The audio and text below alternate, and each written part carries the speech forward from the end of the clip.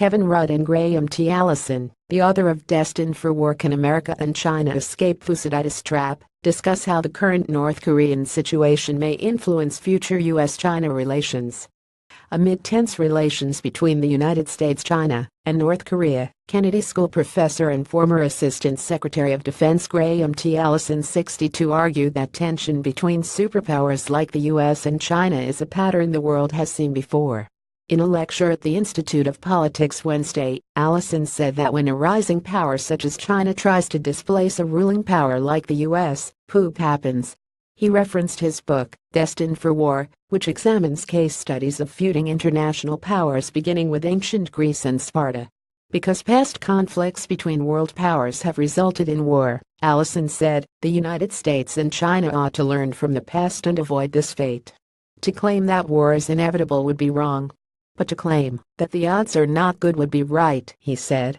The event, called the Korean Peninsula and U.S.-China Relations Lessons from Thucydides and the Cuban Missile Crisis, was moderated by former Australian Prime Minister Kevin Rudd.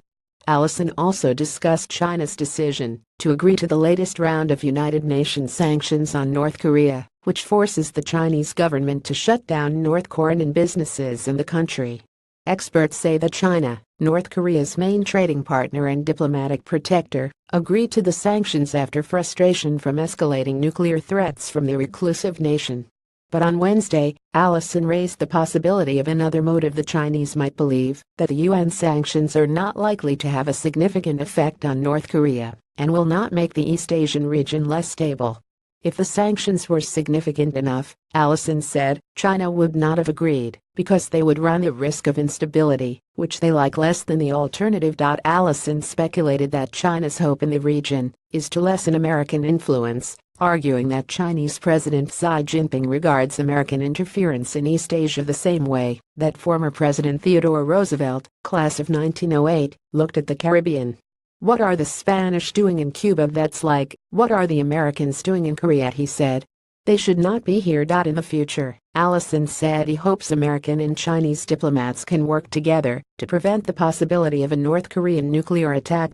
My first and best hope would be that President Donald Trump and Xi would each appoint a couple of people who they trust and say, you guys go off for a couple of days and come back with ugly options. Things that both of us are going to hate, but that will be better than an attack on the North Koreans that risks a war between the U.S. and China, he said. Recommended articles.